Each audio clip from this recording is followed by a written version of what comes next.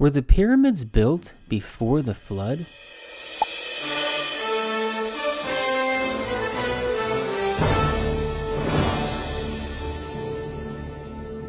According to creation scientists, the Great Flood in Noah's day occurred about 2350 BC, and then the Tower of Babel event would have occurred sometime after that, and then the Great Pyramids of Giza would have been built sometime after that. But according to Egyptologists, the Great Pyramids of Giza were built about 2550 BC, about 200 years before the flood. But wait a minute now, how could the Egyptians have built the pyramids a whole 200 years before the flood when the nation of Egypt didn't even exist until after the Tower of Babel? That doesn't make any sense. The Great Pyramids do not have any signs of water damage. If the pyramids were built before the flood and are still standing after the flood, then that would mean the pyramids would have been completely submerged in the floodwaters and should have a significant amount of water damage. But they don't. The Great Pyramids do not have a significant amount of water damage. And so, since Egyptian history predates Noah's flood and continues on after the flood, unaffected by it, then skeptics say that either a worldwide flood never happened or biblical history must be inaccurate. However, the pyramids are built on top of sedimentary layers which contain fossils. Creation scientists say that these layers were laid down during the flood, which is evidence that the pyramids would have been built after the flood, not before it.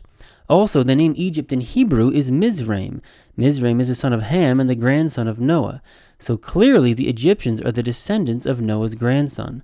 But Noah didn't even begin to have grandsons until after they stepped off the ark.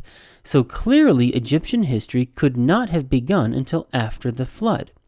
So instead of questioning biblical history, it makes more sense to question Egyptian history. Is Egyptian history really accurate? Well, according to an award-winning documentary called Patterns of Evidence, The Exodus, some scholars believe that Egyptian history has been dated incorrectly and needs a major adjustment.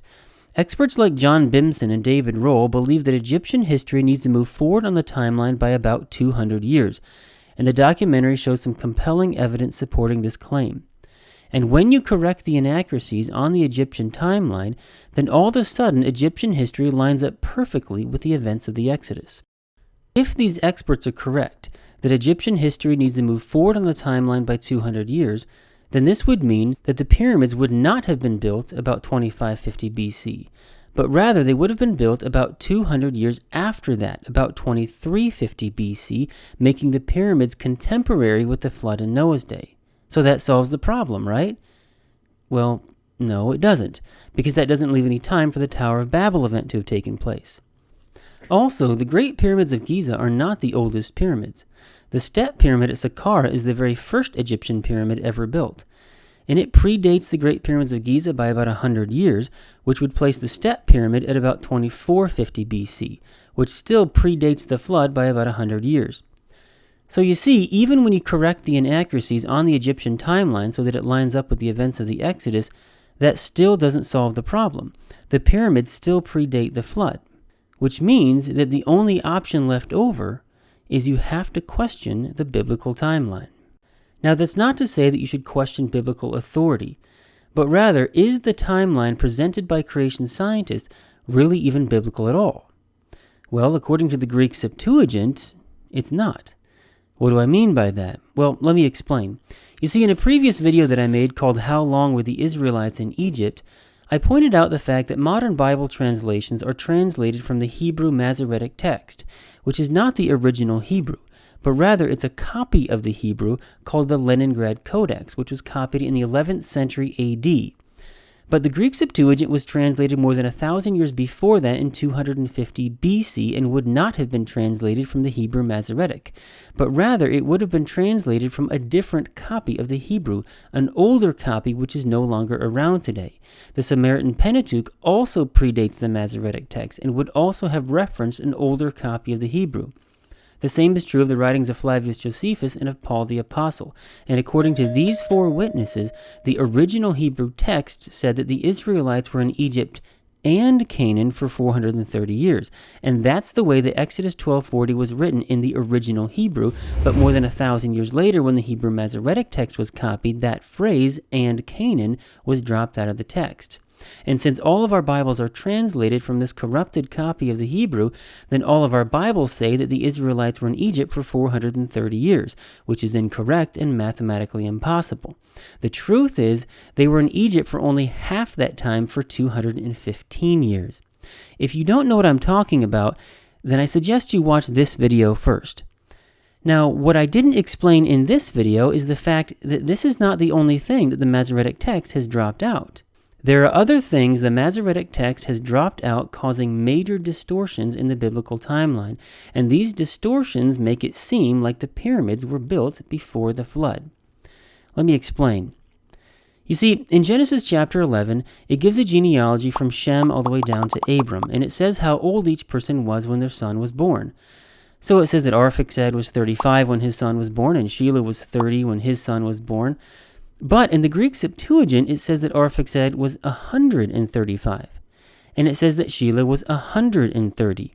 The Greek Septuagint has an extra 100 years on those ages. In the 6 generations from Arphaxad down to Serug, the Hebrew Masoretic text says that they were in their 30s when their son was born. But the Greek Septuagint says that they were in their 130s. The Greek Septuagint has an extra 100 years on each one of those ages. But it's not just the Greek Septuagint. The Samaritan Pentateuch includes those extra 100 years, and so does Flavius Josephus. Now remember, the Bible says, by the mouth of 2 or 3 witnesses, every word shall be established. Well, we've got 3 witnesses here that are all in 100% agreement that the original Hebrew text included those extra 100 years on those ages from Arphaxad down to Serug. And we already know that these 3 bear witness that the original Hebrew text included that phrase, and Canaan, when the Masoretic text has dropped it out. Now let me explain why I think that these extra 100 years belong, and it has nothing to do with the pyramids, but rather it has to do with the Bible itself. You see, if you take these ages that are in the Hebrew Masoretic text and you plot these on a chart, then you'll notice something really strange. You'll notice that Shem would have outlived almost all of his sons and grandsons down to the 8th generation. Now, I've heard it said before that the loss of a child is considered to be the worst possible grief. Well, if this is really true, that the loss of a child is the worst possible grief, well then Shem must have gone through a whole lot of grief. Because according to the Hebrew Masoretic text, Shem would have witnessed the death of his son, he would have witnessed the death of his grandson, he would have witnessed the death of his great-great-grandson, his great-great-great-grandson, his great-great-great-great-grandson, his great-great-great-great-grandson, and his great-great-great-great-great-grandson. Now, why would God put Shem through so much grief? And what's causing this anyway? I mean, I understand that Shem lived before the flood, but why would that make him like a Superman after the flood, outliving almost all of his sons and grandsons down to the 8th generation?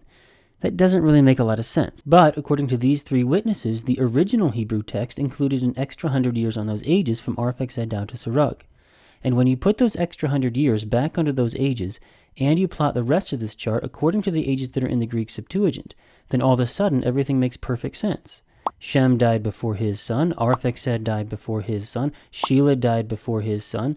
Each generation died in succession, one after the other, which is normal for a genealogy. Any normal child with average intelligence who reads the genealogy in Genesis 11 is going to get the impression that the fathers were dying before the sons.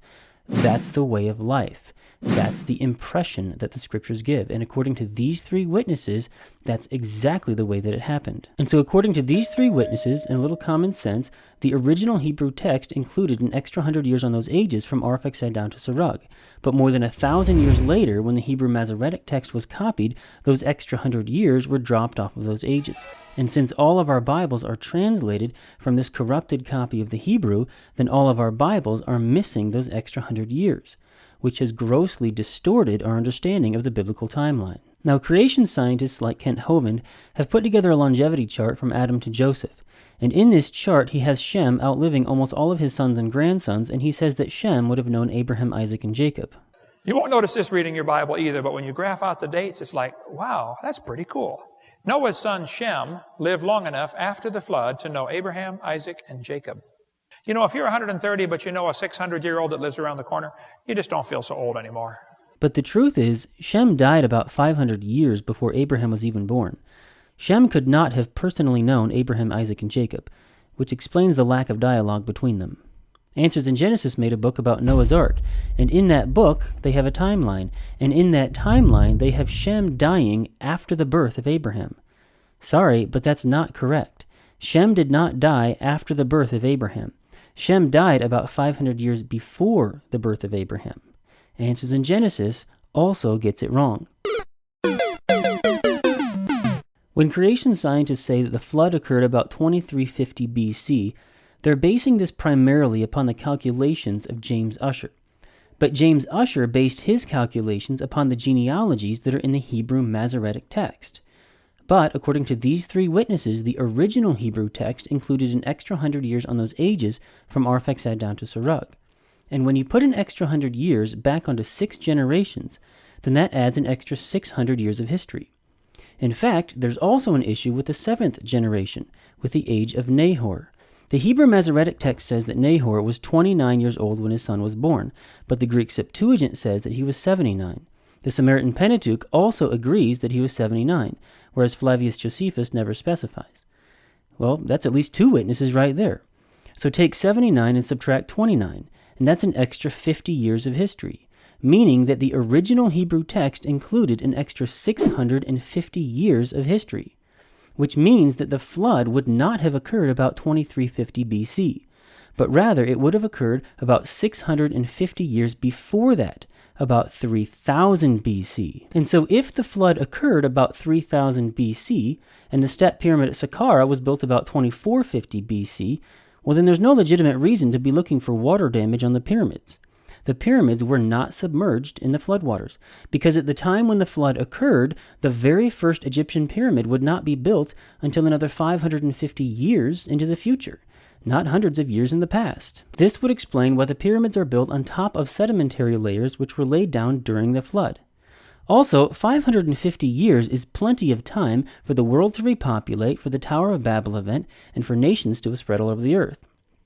You see, atheists sometimes say that there wasn't enough time for the Tower of Babel event to have taken place and for nations to have spread all over the earth. The reason why atheists say this is because most creation scientists are in agreement that the Tower of Babel event occurred just before the birth of Peleg. You see, the Bible says that the name Peleg means divided, and it says that his father named him this, for in his days the earth was divided. Well, at the time when they were building the tower, they were all living in the same place, and they were all speaking the same language, meaning that the earth was united. But in the days of Peleg, the earth was divided, meaning that it was not united. This is a very clear indication that his father named him this just after the dispersion at Babel, when God confused the languages and they all split off in their own separate directions. In fact, Peleg's father is Heber, sometimes written as Eber, and Heber witnessed the events at Babel. Heber was there when it happened. And when Heber and his family split off in their own separate direction, they were speaking their own language. They were speaking the language of Heber, which is why it's called the Hebrew language, because it's named after him. So clearly the Tower of Babel event occurred within the lifetime of Eber, just before the birth of his son Peleg. Flavius Josephus says, Salah was the son of Arphaxad, and his son was Heber, from whom they originally called the Jews Hebrews. Heber begat Joktan and Peleg. He was called Peleg because he was born at the dispersion of the nations to their several countries. For Peleg, among the Hebrews, signifies division. Well, according to the Masoretic text, there was only about a 100-year time period in between the flood in Noah's day and the birth of Peleg. Apparently, atheists have done the math and have decided that 100 years was not enough time for the population to have grown from 8 people to a large enough number in order to build the Tower of Babel. After all, if the Great Pyramid of Khufu required 30,000 workers, well then surely the Great Tower of Babel would have required many more workers than that. But you simply cannot get that many workers in only 100 years. Even if you go with a very generous growth rate of 3.2%, which is the growth rate of some of the most fastest growing countries in our world today, and you start with the 8 people who came off the ark, then in 100 years you'd only end up with about 186 people. 186, that's it. That is simply not enough people to build a city with an enormous tower. I may not be an expert on population growth rates, but I'd say these atheists have a pretty valid argument. However, according to these 3 witnesses, the original Hebrew text included an extra 100 years on those ages from Arphaxad down to Serug. And when you put those extra 100 years back onto those ages, then you'll find there's about a 400-year time period in between the flood in Noah's day and the birth of Peleg. I think that 400 years is plenty of time for the population to have grown to a large enough size in order to build the Tower of Babel. After all, if you go with the exact same growth rate of 3.2% and you start with the 8 people who came off the ark, then in 400 years, you'd end up with about 2.3 million people. If the largest pyramid only required 30,000 workers, well then I think 2.3 million people is enough to build the Tower of Babel. And so if our Bibles were consistent with the original Hebrew, well then atheists would not have made this claim to begin with. In order to go from 8 people to 30,000 people in only 100 years, you'd need a growth rate of 8.58%. However, this is not a realistic growth rate. Just to put this in perspective for you, if you go with an 8.58% growth rate and you start with the 8 people who came off the ark, then in 400 years you'd end up with 159 trillion people. Okay, there's not even 1 trillion people alive on Earth today, thousands of years later. You're not going to get 159 trillion people in only 400 years. Clearly, an 8.58% growth rate is not realistic. And yet, that's the kind of growth rate that you would need in order to get 30,000 people in only 100 years. So clearly, the original Hebrew text included those extra 100 years on those ages from Arphaxad down to Serug. Now, if the Tower of Babel event occurred about 400 years after the flood, well then that still leaves about a 150-year time period in between the dispersion at Babel and the building of the very first Egyptian pyramid. I think that 150 years is plenty of time for the descendants of Mizraim to have left the land of Babel and to have arrived in the land of Egypt. And so when you understand biblical history correctly and you understand Egyptian history correctly, then all of a sudden everything makes perfect sense. But this only works if you follow the original Hebrew, not the corrupted Hebrew Masoretic. Also, creation scientists say that the world is about 6,000 years old, but this is based upon the genealogies that are in the Hebrew Masoretic text. But if the original Hebrew text included an extra 650 years of history, then this would take the age of the earth up to at least 6,650, meaning that the world is closer to being 7,000 years old, not 6,000 like creation scientists claim. Now, please don't think that the Greek Septuagint is perfect. It's not perfect. For example, in Genesis chapter 11, you may have noticed that the Greek Septuagint includes an extra Canaan in between Arphaxad and Shelah. The book of Luke chapter 3 in the genealogy of Jesus also includes this extra Canaan in between Arphaxad and Shelah. This extra Canaan does not belong. The oldest known copies of the Greek Septuagint do not include this extra Canaan. Only newer copies do.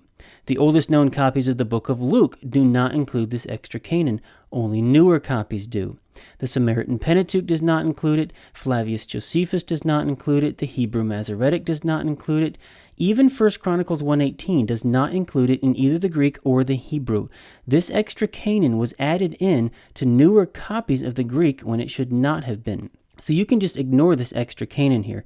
It doesn't belong. And I did not include that extra Canaan in this chart. So in case you're wondering why it's not there, now you know. The question is, though, why would the Jewish scribes drop those years off of those ages? Why would they do that? Was it on purpose, or was it an accident? And if it was on purpose, then what was their motive? Well, I think that it was on purpose, and I think that their motive was to disprove what the book of Hebrews says about Jesus being the new high priest. You see, the book of Hebrews says that Jesus is the new high priest. Now, any Jewish person knows that in order to be a priest, you have to come from the tribe of Levi. But Jesus didn't come from Levi, he arose from the tribe of Judah, and priests don't come from the tribe of Judah. So, according to the law, Jesus cannot be the new high priest. But the book of Hebrews says that Jesus is the new high priest. Not according to the Levitical priesthood, but according to a different priesthood, according to a higher priesthood, according to the order of Melchizedek. Now, the book of Hebrews says something really interesting about Melchizedek. It says that he had no father and no mother, no genealogy, no beginning of days, and no end of life. Apparently, Melchizedek must be some sort of a divine or immortal being, perhaps like one of the sons of God talked about in Genesis chapter 6. Whatever the case, the book of Hebrews says that Jesus is the new high priest, not according to the fleshly commandment, but according to the power of an endless life. Now, Jewish rabbis have decided that they would disprove what the book of Hebrews says about Melchizedek by claiming that Melchizedek is the same person as Shem, the son of Noah. Now, with Shem, we know who his father and his mother were. It was Noah and his wife. We know what his genealogy is because it's recorded in Genesis. We know he had beginning of days and end of life because we know when he was born and when he died. And so by saying that Shem is the same person as Melchizedek, that would disprove what the book of Hebrews says about Melchizedek. Not only that, but this would mean that Melchizedek is not of a different or a higher priesthood, but rather he would be the ancestral founder of the Levitical priesthood. Rabbis say that Shem handed the priesthood down to Abraham, who then handed it down to Isaac and then to Jacob and eventually down to Levi. This would mean that Melchizedek is of the same priesthood, not a different one.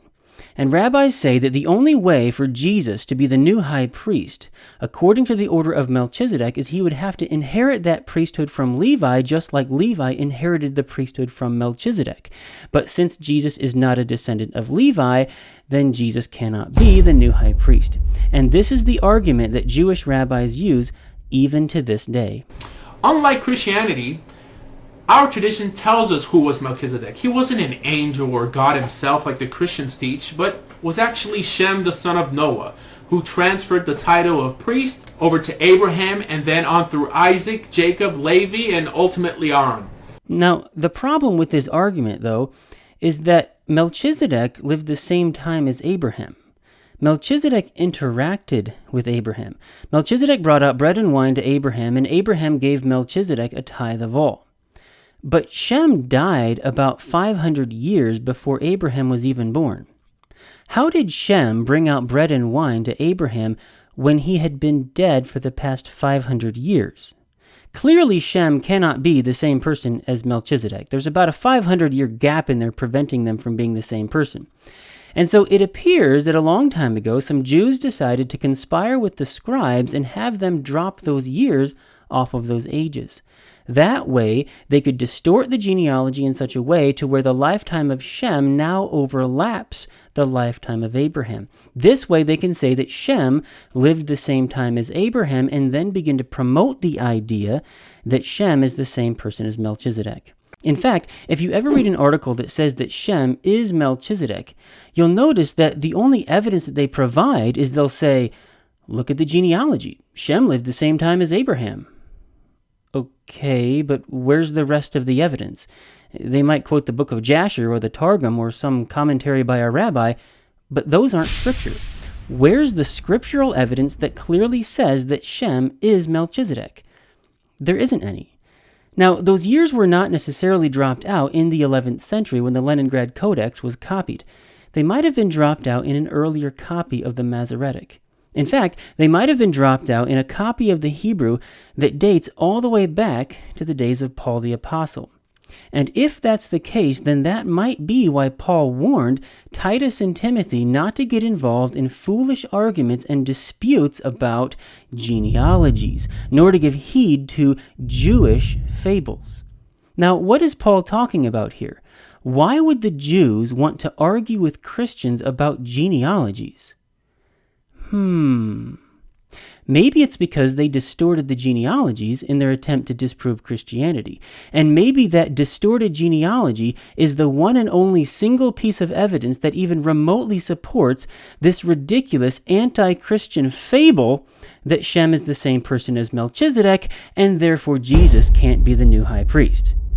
Maybe that's what Paul was talking about. So you see, not only do we have evidence that those years were dropped out, but now we know of a motive as to why they would want to drop them out. And that's why I suspect that this is not just some accidental copyist error, like when the Greek Septuagint includes an extra Canaan. No, I suspect that the Jewish scribes dropped out those years on purpose with the intent to deceive. As a matter of fact, in 1947, there were some ancient Hebrew scrolls that were discovered in some caves on the outskirts of the Dead Sea, known as the Dead Sea Scrolls. These are hundreds of fragments of ancient Hebrew scrolls that were carefully pieced together and dated all the way back to the 2nd and 3rd centuries BC, more than 1,000 years before the Masoretic text was copied. Now, unfortunately, Genesis chapter 11 was not found in the Dead Sea Scrolls.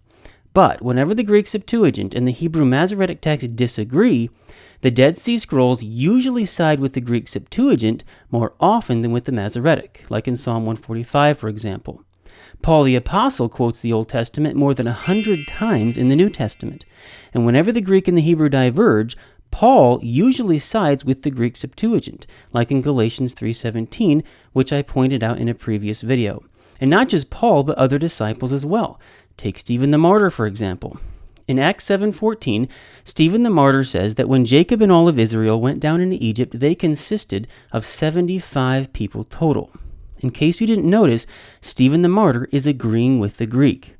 You see, in the Hebrew Masoretic text in Genesis 46:27, it says that when Jacob and all of Israel went down into Egypt, they consisted of 70 people total. Exodus 1:5 also says 70 people total. But in the Greek Septuagint, it says that they consisted of 75 people total. Exodus 1:5 also says 75 people total. So which was it? Was it 70 or was it 75? Well, Stephen the Martyr says in Acts 7:14 that they consisted of 75 people total. Stephen the Martyr agrees with the Greek Septuagint, not the Hebrew Masoretic. Now, why would Stephen do that? After all, didn't Stephen know Hebrew? Or did the Hebrew text back then say something different? That's where the Dead Sea Scrolls come in. In 1947, they found these ancient Hebrew scrolls that predate the Masoretic text by more than 1,000 years. And in the Dead Sea Scrolls, they found Exodus chapter 1, verse 5. And guess what it said? It said that Jacob and all of Israel consisted of 75 people total. The Dead Sea Scrolls provide undeniable evidence that when Stephen the Martyr sides with the Greek Septuagint, it's not because he's disagreeing with the Hebrew. It's because he is agreeing with the original Hebrew. Even Jesus himself sides with the Greek Septuagint. In Luke chapter 4, Jesus quotes a passage of Scripture from Isaiah 61, where he says, "The Spirit of the Lord is upon me, because he has anointed me to preach the gospel to the poor." In this passage of Scripture, Jesus uses the phrase, "and recovery of sight to the blind." If you look up Isaiah 61 in the Greek Septuagint, then you'll find that it includes that phrase, "and recovery of sight to the blind." But if you look it up in the Hebrew Masoretic text, then you'll find that that phrase is completely missing from the text. And since all of our Bibles are translated from this corrupted copy of the Hebrew, then all of our Bibles are missing that phrase from Isaiah 61. But even Jesus himself confirmed that it's in the original Hebrew.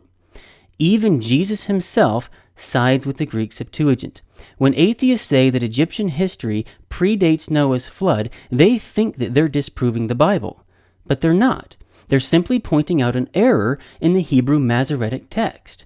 But even Jesus and his disciples discredit the Masoretic text from time to time. You see, they're assuming that the biblical date for the flood was 2350 BC. But according to these three manuscripts, it's not.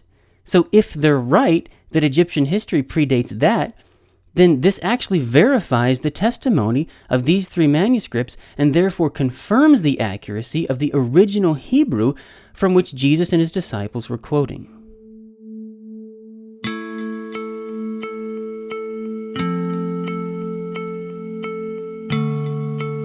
There are errors that we know about. Why?